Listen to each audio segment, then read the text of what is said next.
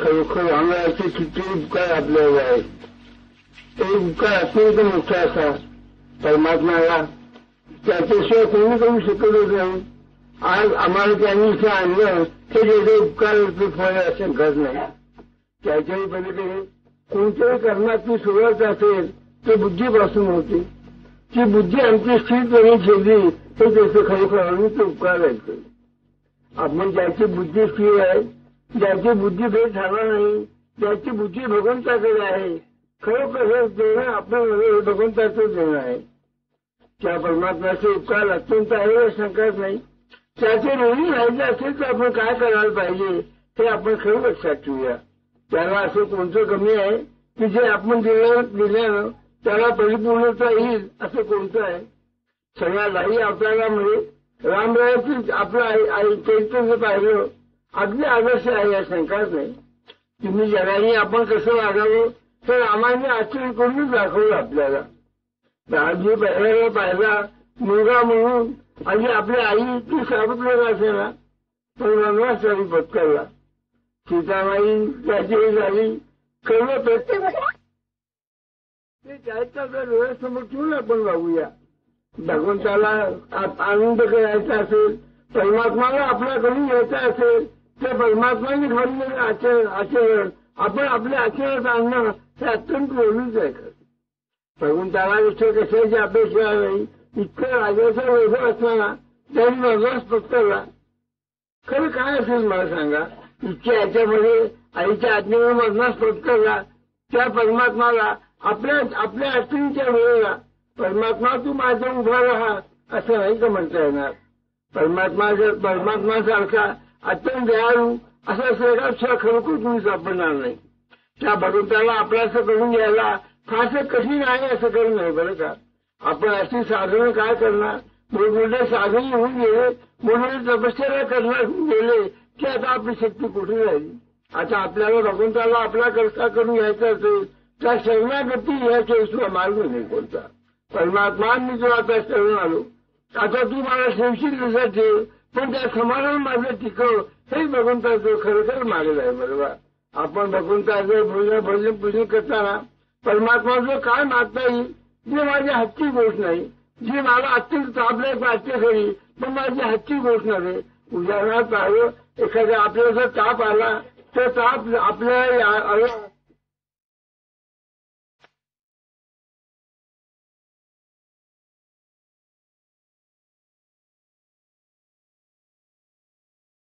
म्हणून सांगावं भगवंता हे अवगुण तुझ्या आलेचं मला पक्क माहिती आहे. हे माझे अवगुण आता तू नाहीसे केल्याशिवाय होणार नाही. आता माझं अवगुण मला काढून टाकता येत नाही म्हणून तुला मी आता शरण आलो आणि तुझ्या येणारे माझे अवगुण हे परमात्मा तू दूर कर. हे करण्याचं मागावं दुसरं काय सांगणार. माझ्या आईवर ते करताय भगवंत खरंच वाट पाहतो. कोणतरी असं मला भेटेल का जो माझ्याकडे शरण म्हणून मला माझा गुण राहील असं पाहतो. पण आमचे अवगुणच आमची इतकी बरोबर आहेत की भगवंताकडे नाही यायचं आम्हाला. पण ते अवगुण आहेत त्याची जाणीव आम्हाला कुठे होतीये. आमचे अवगुण आम्हाला गुणच वाटतंय जरी अवगुण असे जरी ते गुण असं वाटणं तो मग सुधारणा कसा. ज्याला अवगुण माझ्या अंगात आहे असं वाटलं ना त्याला तरी नाही परिचय पडणार. आपल्याकडे कसं आहे आपल्याला लोकांचे दोष दिसतात, आपले दोष आपण तपासून नाही पाहत कधी. आपल्याकडे जर आपण दोष पाहू लागलो ना तर असं वाटेल आपल्याला आश्चर्य वाटेल, आपल्या मनात धक्का असा असेल आणि इतके अवगुण माझे असताना परमात्मा कृपा कशी करील महाराजा. ते असे अवगुण माझं आहे ही जाणीव निर्माण करणं हे पहिलं काम आहे. आणि तुम्हाला सांगतो उपासनेची सुरुवात जर कसं असेल उपासनेची पहिली सुरुवात माझे अवगुण मला दिसू लागणं ही पहिली सुरुवात आहे. ते अवगुण आहे असं वाटल्यानंतर जीवाला कर्म लागते, त्याचा पश्चाताप होतो, नंतर त्याचं प्रायश्चित असेल ते काय मिळतं. पण हे अवगुण असं मला करणं ही पहिली खूण आहे. मी आज जगाचे दोष पाहत होतो ते जगाचे दोष न पाहताना माझे दोष माझ्या डोळ्यासमोर दिसतात आणि इतकी त्या दोघांसारखे दिसतात की मला भीती वाटायला लागते. हे वाटणं खरोखर जरूर आहे. खरं अगदी पहिली जर पायरी सुधारण्याची असेल तर माझे अवगुण मला मोठे वाटायला लागावे ही पहिली खूण आहे खरी. तुम्ही पहा ज्याच्या अवगुण असेल जे परमात्माच्या आड येतात ती ज्याला जाणीव झाली त्याला सैन्य कमी पडणार. समजा एका खोलीमध्ये एक जण ग्रस्त राहत असे, तो संध्याकाळची वेळ झाली त्यांनी कडी काढली आत गेला आणि दिवा लावणार इच्छा त्याची सरपटत गेलं त्याला वाटलं. बाकी एक बीळ होतो त्या बाकी करून त्याला दिसलं नाही, पण शेपटी त्याला कळली. आता ते गेलं तर शंका साहजिकच असल्याने 7 बी वाजता वाटायला लागलं. तर त्या खोलीचं सोन दिसत असते त्या बिळात साप गेला असं म्हटल्यानंतर त्या रात्री झोप येईल का तिथे? त्या माणसाला बिळात साप गेला हे संख्येनं झोप दिसून येणार नाही. त्याला बघून त्याच्या प्राप्तीची तळमळ लागली आणि अवगुण दिसू लागले, त्याला चैन नाही कमी पडणार. भगवंता हे माझं दूर करणारा तू समर्थ आहेस, याशिवाय दुसरे कोणी करू शकत नाही. ते आपल्याला जे करायचं असेल ते परमात्माचं एकच मागणं मागूया. आमच्या बुद्धीनं आमच्या शक्तीनं कोणाने आपल्यासा करून घेईल ते आता काढत नाही, शक्य नाही. आता ते नवीन ते आम्ही सोडून दिलं. आता एकच करतो की आम्हाला जे योग्य असेल तेच तू दे. मी आता आजपर्यंत काय मागितलं, आजपर्यंत जे मागितलं तू दिलंस, पण आम्ही होतो तेच अजून काय मागू बरोबर. त्या परमात्मा मी काय मागतो ह्याच्यावर न पाहताना मी काय मागावं हेच मला तू सांग. माझी अशी बुद्धी दे की मी असं मागणं योग्य असेल, हे जर नसेल तर तुम्हाला असं दे ज्यात माझं कल्याण होईल. मी काय मागतो ह्याच्यावर दुर्लक्ष करतो. आता माझं कल्याण तू कर, तू देशील त्यात माझं समाधान टिकव आणि परमात्मा हेच मागू. तुमची आमची गोष्ट सोडून द्या. भगवंतांनी अर्जुनाला इतका उपदेश केला, नाना वर्षी गोष्टी सांगितल्या. आता अर्जुनासारखा पुरुष आणि भगवंतासारखा सांगणारा त्याला 18 अध्याय सांगावं लागतात का? त्याला कसे सांगायला लागेल? तेव्हा आम्हाला 18 वर्ष सांगत बसलं तरी बोलत नाही, पण अर्जुनाला 18 अध्याय सांगायची जरूर नाही का? पण इतकं नाही झालं, तो तरी शंका घेतच होता. ज्यावेळेला अर्जुन आयला झालं शेवटी सांगितलं आता परमात्मा एकच वेळ करीन, तुला मी शरण आलो तू सांगशील तर मी करीन हे सांगितलं. मग भगवंतांनी त्याला ते सांगितलं बरोबर. शेवटचे जे सांगितलं असेल तू आपलं कर्तव्य कर, त्यात माझं स्मरण राख, हे जे शेवटचं सांगितलं त्याचं खरं कारण असेल तर अगदी असं झाला करतो म्हणावं तर खरंच नाही, न करतो म्हणावं तर भगवंताचं ऐकावं हे पटत नाही. शेवटी त्याला शरणागतीच करावी लागली आणि ते शरणागतीमध्ये तू सांग मी करीन हेच मध्ये आलं. तर आता भगवंताचं मागताना आता मागण्याचा दिवस आहे. परमात्मा मागताना आता आपण ते मागणं सोडून द्या. आता भगवंता तुला मला योग्य असेल तर तुझे आपण डॉक्टरकडे गेल्यावर तुम्ही आमच्या प्राचीन औषध द्या हे आपण त्या डॉक्टरला सांगत नाही. आणि भगवंताचं मात्र मला आमचं जे असं म्हणणं हे किती कमी पण आहे. माझं कल्याण कशाचं आहे ते भगवंता तू दे, ती भावना ठेवून आपण बघूया.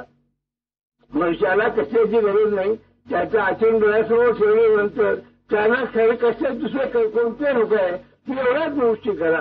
त्याचं मोठं ब्रश आहे ते एक पत्नी ब्रश आहे, याचं मोठं ब्रीज एक मानी आहे पत्नी हे ज्याची ख्याती आहे त्याचं आपण आचरण करण्याचा प्रयत्न करून मी सांगतो का ना.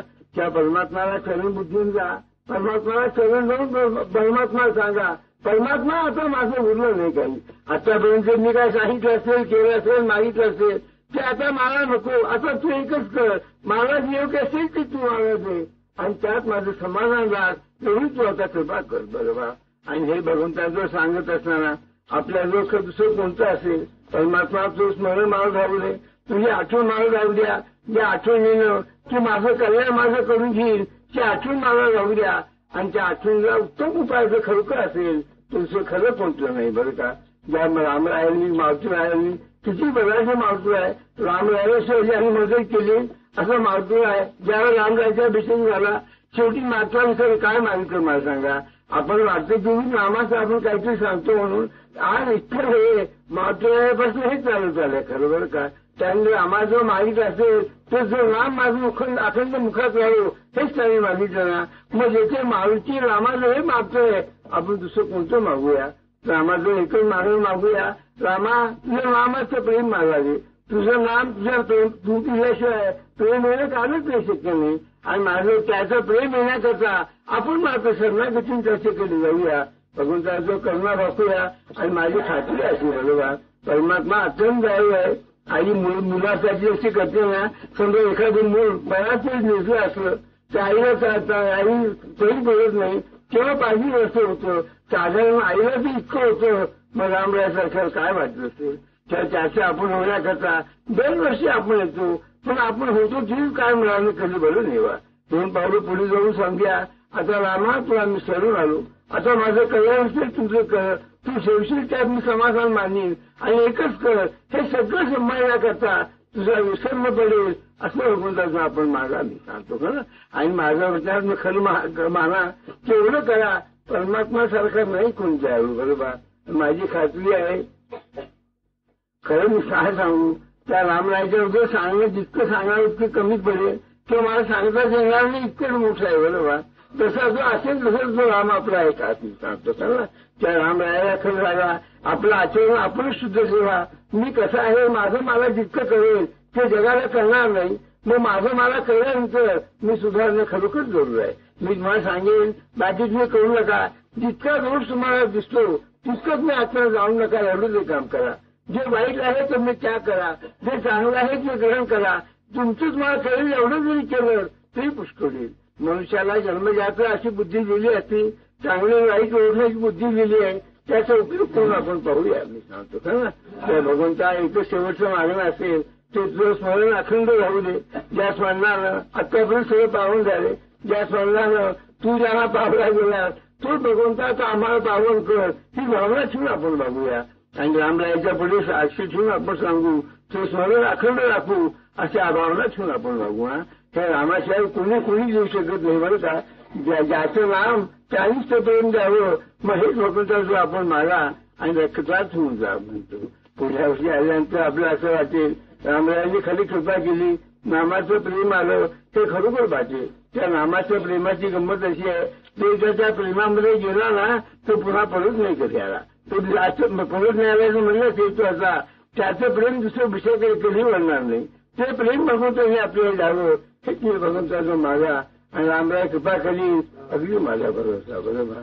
या सगळ्यांनी आनंदाचा संसार करत असताना भगवंताचं स्मरण राखणं हे खरोखर अतिशय गरजेचं आहे. आपल्या मंडळींचे निदान खरोखर असं समोर ठेवावं, त्याचा विसर न पडेल इतकी सावधगिरी खरं बघा. मग इथे आल्याचं खरं श्रेय झाल्याचं होईल. इतके पैसा इतका खर्च इतके कटकट सांभाळून येतात, त्याचं चीज करणं असेल ते स्मरणामध्ये आपलं कर्तव्य करा, हे त्याचं चीज आहे खास बरोबर. या सगळ्यांनी आनंदात राहा, सुखानं संसार करा.